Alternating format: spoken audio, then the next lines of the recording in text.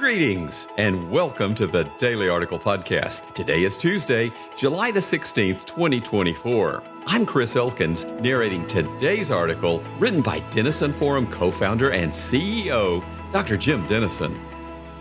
Today's news cycle is being dominated by former President Donald Trump's announcement of J.D. Vance as his running mate, the first night of the Republican National Convention, the dismissal of Mr. Trump's classified documents case, and President Biden's interview with NBC's Lester Holt last night. However, I want to focus this morning on a story I don't want us to miss before it fades from the headlines.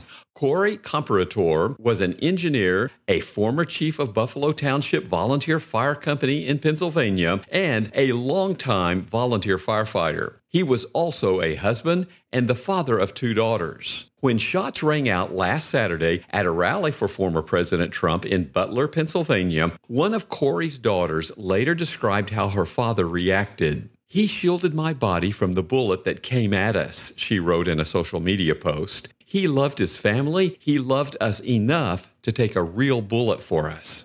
Corey Comperatore died defending those he loved. His daughter called him a real-life superhero. Donald Trump's near assassination illustrates John F. Kennedy's prophetic statement, quote, "If anyone is crazy enough to want to kill a president of the United States, he can do it. All he must be prepared to do is to give his life for the president's," end quote. If the person, presumably better protected than anyone in our country, can be in mortal danger, so are we all. Recent celebrity deaths include sex therapist Dr. Ruth Westheimer, actress Shannon Doherty, and fitness guru Richard Simmons. Russian Tsar Nicholas II and his family were executed on this day in 1918. John F. Kennedy Jr., his wife, and her sister perished in a plane crash on this day in 1999. Shark attacks and rising threat of bird flu are in the news as well. An American Airlines flight parked at its gate at San Francisco International Airport was evacuated recently because of smoke in the cabin.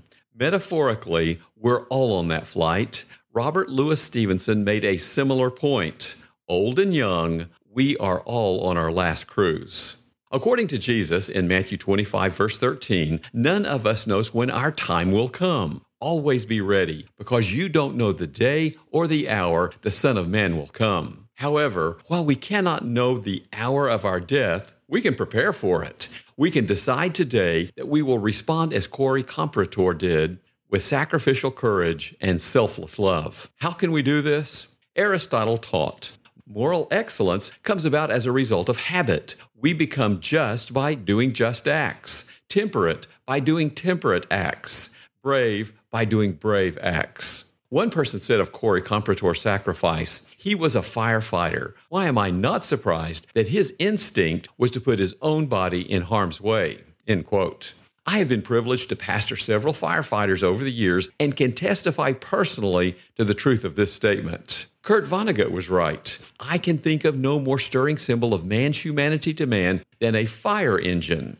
Think about it. When everyone else runs from the conflagration, firefighters run to it as quickly as they can get there, knowing they may not return. The Greek historian Thucydides was right. The bravest are surely those who have the clearest vision of what is before them, glory and danger alike, and yet, notwithstanding, go out to meet it. Stated succinctly, if we live for others today, we're more likely to be willing to die for them tomorrow. How can we do this? Pennsylvania Governor Josh Shapiro testified that Corey Comperatore went to church every Sunday. This is unsurprising. A longtime friend called him a great man who loved his family fiercely and did the same with God. As a result, Corey found in his Lord the strength to follow his example from Mark 10, verse 45, "The Son of Man came not to be served, but to serve, and to give his life as a ransom for many." Followers of Jesus know these facts to be true. 1 Timothy 6, verses 6 and 7. Godliness with contentment is great gain, for we brought nothing into the world, and we cannot take anything out of the world. 1 Corinthians 6, verses 19 and 20. You are not your own, for you were bought with a price, so glorify God in your body. Romans 14, verse 8. If we live to the Lord, and if we die to the Lord. So then, whether we live or whether we die, we are the Lord's. As a result, we're free to set our mind and heart to seek the Lord your God from 1 Chronicles 22, verse 19. We are free to live and to die for His glory and the common good. We are free to serve others whether or not we are served, to love them whether or not we are loved, and to live each day for our eternal reward and theirs. St. Augustine observed, "We do not seek, nor should we seek, our own glory, even among those whose approval we desire.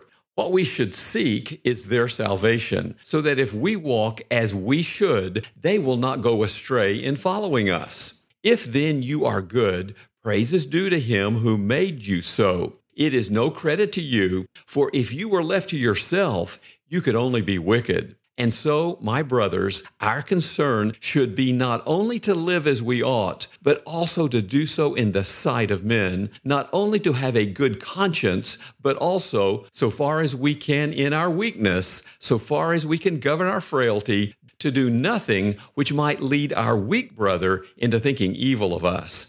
Otherwise, as we feed on the good pasture and drink the pure water, we may trample on God's meadow, and weaker sheep will have to feed on trampled grass and drink from troubled waters." End quote.